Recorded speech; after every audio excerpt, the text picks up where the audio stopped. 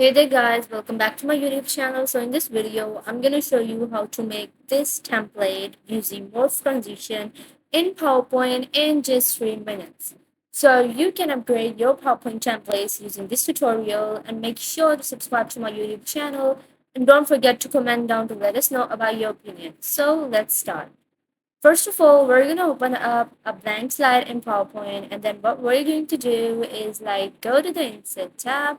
First of all, let's go to Format Background and change its fill to black. Then we're going to go to Insert tab and Shapes and insert a circle. Change its height and width to 4 centimeter both. Then put it into the middle and the center of your entire template.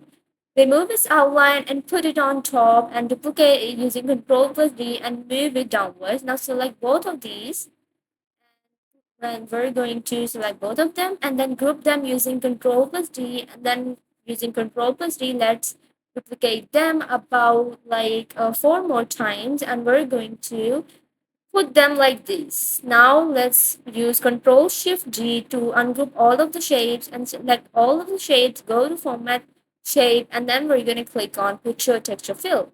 And so after adding all of the pictures, now let's increase the shapes after grouping them, and then we're going to put half of them inside the slide and half outside. Now let's insert a rectangle that covers the entire slide, remove its outline, change its fill to black, and then go and give it a gradient fill, and we're going to give it a black gradient fill like this and give it some transparency so that the lower bottom images are not visible. Next, we're going to add a text box in which we're going to type our main title or whatever the person name is. The font I'm going to use is Ahapani font, and I'm going to increase its size a lot more bigger, and then what we're going to do is just increase its size, and then we're going to put it in green.